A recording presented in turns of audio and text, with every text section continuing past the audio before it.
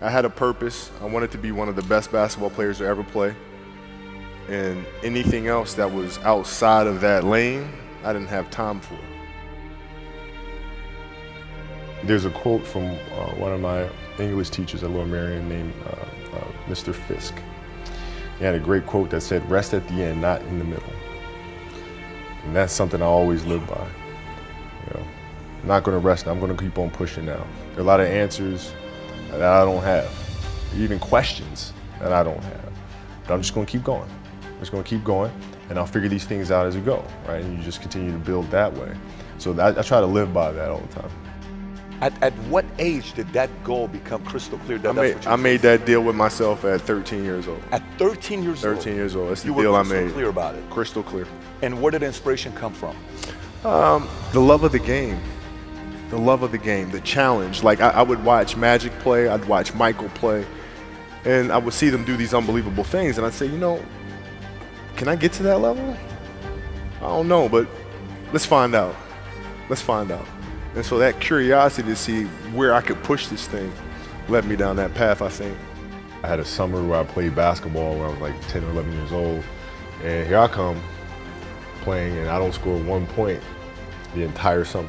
Not a free throw, nothing, not a lucky shot, not a breakaway layup, 0 points. And I remember crying about it and being upset about it. And my father just gave me a hug and said, "Listen, whether you score 0 or score 60, I'm gonna love you no matter what." Wow. Now that is the most important thing that you can say to a child. Because from there, I was like, okay, that gives me all the confidence in the world to fail.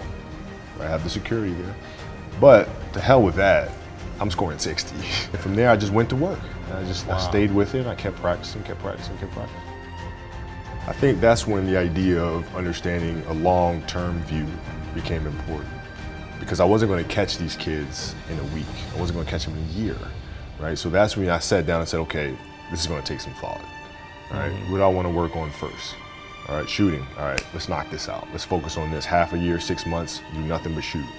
All right, after that, all right, creating your own shot. And you focus. So I started creating a menu of things. When I came back the next summer, I was a little bit better. I scored. Yeah, it wasn't much, right, but I scored. And this is 12, 13. 12, 13. And then 14 came around, back half of 13, 14 years old.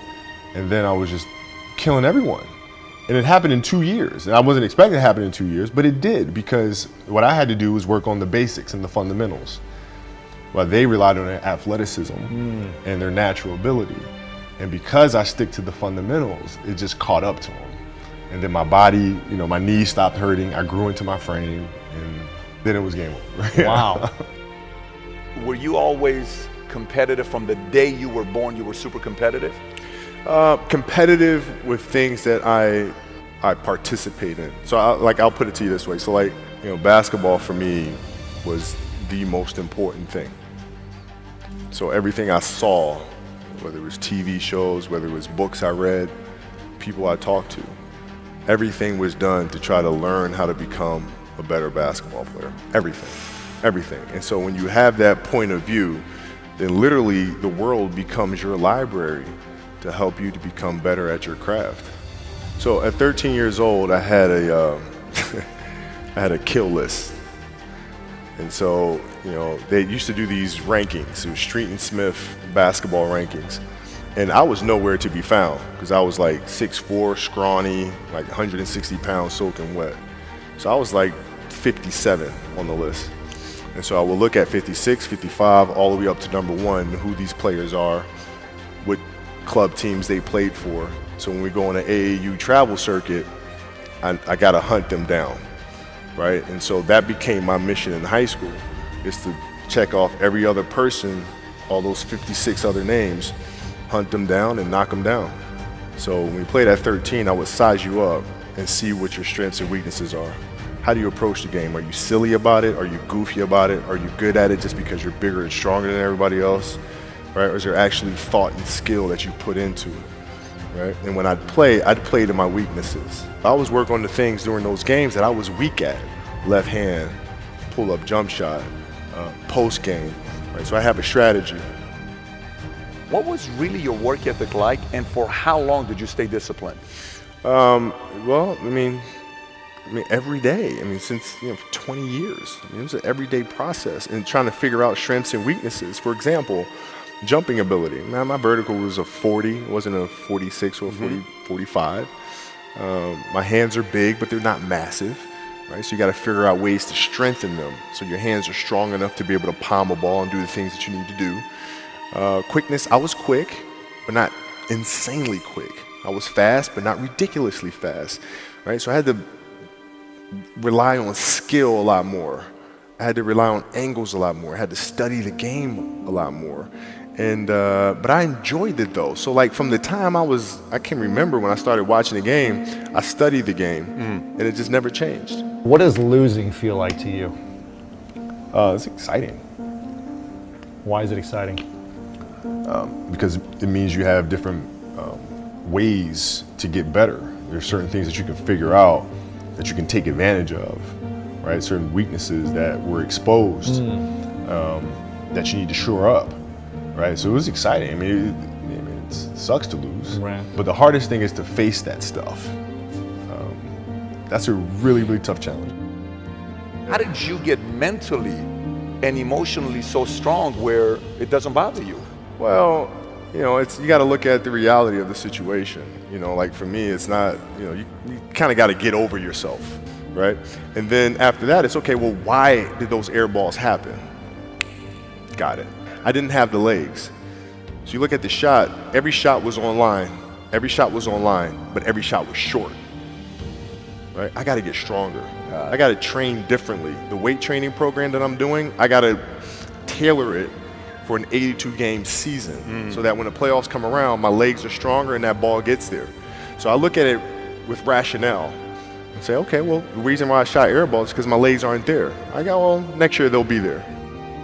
You have to do the hard stuff and watch that game and study that game to not make those mistakes over and over again just because you weren't brave enough to face it. So you got to deal with Face it. it. Got to deal with it. Face it, learn from it. You don't want to have that feeling again, do you? Right? So you got to really study it, face it, and not to say you'll win the next time you face it, but at least you'll give yourself a better chance. Yeah. It's an obsessiveness that comes along with it. You want things to be as perfect as they can be, understanding that nothing is ever perfect. But the challenge is try to get them as perfect as they can be. And what can you do? It's in your control. So control what you can. You have this mindset, but how did you develop that? I don't know if that's what you call the Mamba mindset, but how did you develop that? And Well, when did it start? It started in middle school and high school because a lot of the kids that I was playing against were inner city kids. And so they're looking at me as if, okay, this kid's soft. They felt like they could try to be physical or try to intimidate me and do all this other stuff, which they couldn't, right? But now I'm saying, okay, well, you're trying to attack me. How am I going to attack you? How can I mentally figure out ways to break you down? How can I show you that, no, I have the edge, right? And so that's when it first started for me, is figuring out how to get the upper hand on an opponent that way. And what would you do to mentally break people down then? One of the things I would do is while everybody would be at the cafeteria work, eating and doing all sort of stuff, I just go back to the gym. And so that was my way of showing them, yeah, I may be from the suburbs, but you're not going to outwork me. Wow. Like I see a lot of players take vacations with other players that are close friends. And we'll just take vacations just to take vacations or just hang out just to hang out. Like I never did that. Why It was a not choice. though? Why didn't you do that? Well, because when I retire, I didn't want to have to say, I wish I would have done more. I don't want that. I played games with the flu. I played games with 102-degree fever, man. We had a game against Toronto in 2000. And Vince was tearing the league up. My back was jacked. So I would be in the layup line like, okay, there's a lot of days where you can rest and recover. Today ain't one of them. Your back can bother you any other day. That ain't bothering me today. He gonna have to see me today. You're playing against the Golden State Warriors. Score is 107-109. You guys are close to getting into the playoffs. You know exactly what happens in the game. You go up, you're about to take your shot, and then all of a sudden, boom, Achilles happens, right?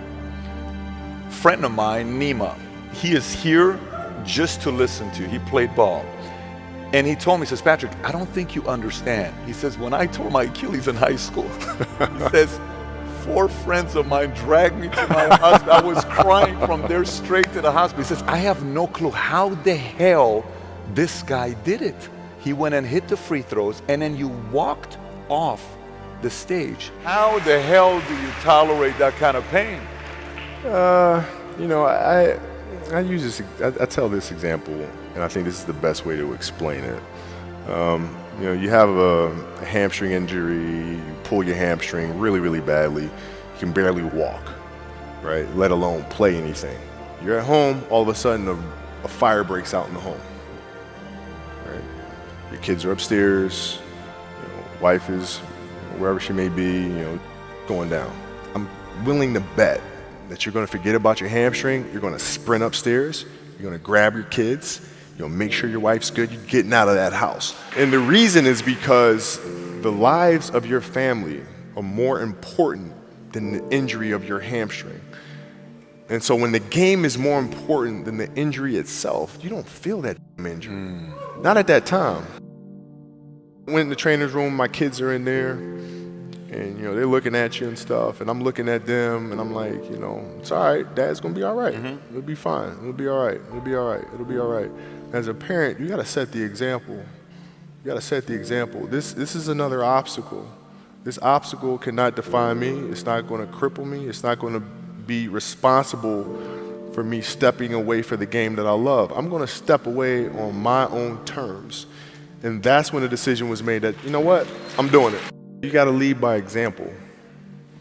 As parents, you gotta lead by example. If you want your kids to do whatever it is they want to accomplish in life, you have to show them.